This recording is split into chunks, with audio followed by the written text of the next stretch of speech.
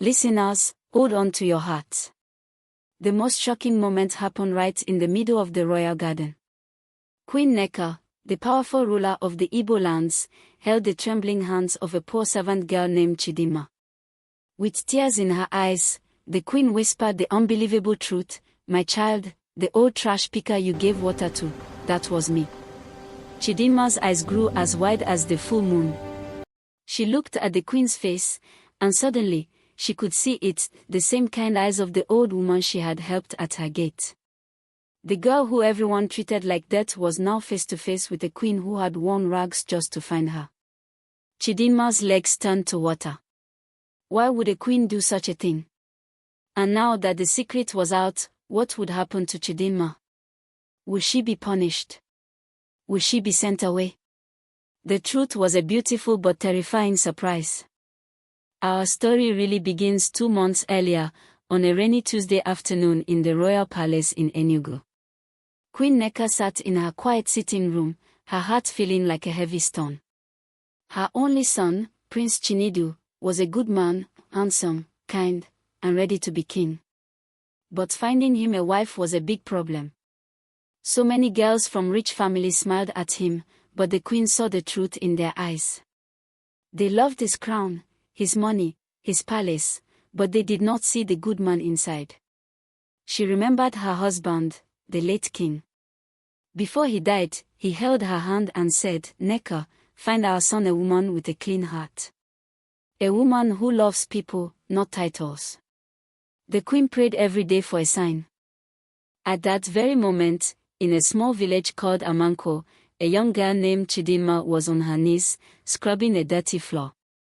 Her stepmother, Mama Nkechi, stood over her, shouting, "Chidinma, you are too slow.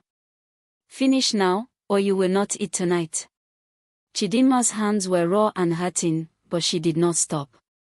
Since her own mother died and her father followed soon after, her stepmother had turned her into a house girl. She slept in a tiny storeroom and worked from sunrise to sunset. Back in the palace, Queen Nneka had a wild, daring idea. If she wanted to see the true heart of a woman, she must become someone nobody respected.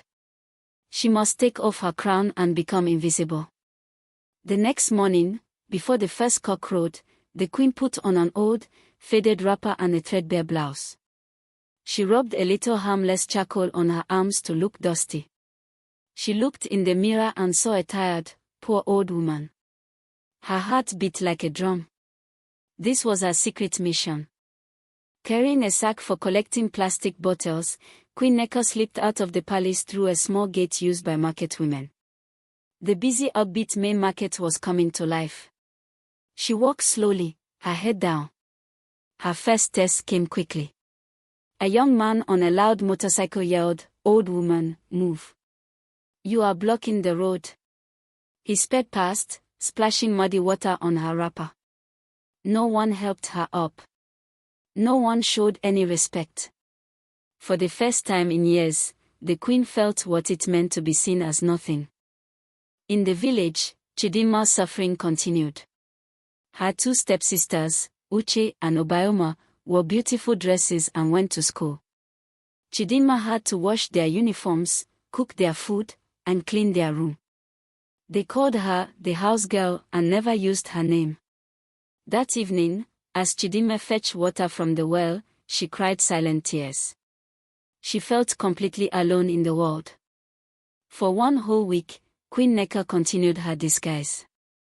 She saw beautiful girls who had visited the palace now throwing orange peels on the street. She heard them gossiping and laughing at poor beggars. Her hope began to fade. Was there no young woman with a kind heart left in the whole kingdom? Then, on a very hot Friday afternoon, the queen's feet brought her to Amanko village. She was tired, thirsty, and her sack was heavy. She decided to rest near a compound with a broken gate. Inside, she saw a thin girl sweeping the yard with an old broom. The girl looked up, and her eyes met the queen's. They were the saddest, yet kindest eyes the queen had ever seen. Without a word, the girl, Chidinma, put down her broom. She went into the house and came back with a small cup of clean, cool water. She walked to the gate and offered it to the tired old woman. "Good afternoon, Mama," Chidinma said softly. "The sun is hot. Please, drink." Queen Neka's heart jumped with joy. This was it. A simple act of pure kindness. She took the cup and drank, her eyes never leaving Chidinma's gentle face. Suddenly, a harsh voice screeched from the house. "Chidinma! Who are you talking to?" Mama Nkechi stormed out, her face twisted in anger. She saw the old trash picker and hissed. "You foolish girl! Did I tell you to give my water to beggars? Get inside now." She then turned to the queen and shouted, "Old woman, take your dirty sack and go from here. You are attracting flies." Chidinma shot the old woman one last, sorry look and ran inside. Queen Neka walked away, but her spirit was dancing. She had found a diamond in the dust. She knew she had to rescue this girl. That very night, she set a plan in motion. She sent a trusted guard to bring Chidinma to the palace, telling Mama Nkechi that a rich family in the city needed a housemaid. Mama Nkechi, greedy for money, agreed immediately. Chidinma was brought to the palace, scared and confused, not knowing her life was about to change forever. She had just begun to settle in when, 1 week later, Queen Neka called her to the garden and revealed the shocking truth we heard earlier. But just as Chidinma was trying to understand this miracle, a loud noise erupted from the palace gates. Shouting, and the sound of someone fighting with the guards. A familiar, angry voice screamed, "That is my daughter. I have come to take her back. She ran away from my house." It was Mama Nkechi. She had found out where Chidinma was, and she had come to drag her back to a life of slavery. Prince Chinedu and Queen Neka stood in front of Chidinma, but the wicked stepmother was pushing past the guards, her eyes burning with fury. What will happen now? Will Chidinma be taken away? The angry shouting at the palace gates cut through the garden's peace like a knife. Mama Nkechi, Chidinma's stepmother, was pushing against 2 palace guards, her face red with rage. "I said let me go. That thief is my daughter. She stole from me and ran away," she lied loudly, trying to peek into the compound. Inside the garden, Chidinma froze, her blood turning cold. The safe, beautiful world she had just found was about to be smashed. Prince Chinedu immediately stepped in front of her. Queen Neka's face became calm but stern, like a warrior preparing for battle. Queen Neka raised her hand. "Let her in," she commanded the guards, her voice clear and powerful. "Let her speak her piece before everyone." The guard stepped aside, and Mama Nkechi stumbled into the grand courtyard, followed by her 2 shocked daughters, Uche and Obayoma. Mama Nkechi's eyes darted around, taking in the beautiful flowers, the clean tiles, and the royal family standing together. When she saw Chidinma standing tall beside the prince, her jealousy exploded. "You see? She is here. She tricked you. She is a lying, lazy girl." Queen Neka walked slowly toward Mama Nkechi. The crowd of servants and gardeners watched silently. "You say she is a thief and lazy," the queen said calmly. "But my guard came to your house. He offered to pay you for her work as a housemaid. You took the money and sent her away with a smile. Was that the act of a mother whose child had stolen from her?" Mama Nkechi's mouth opened and closed like a fish.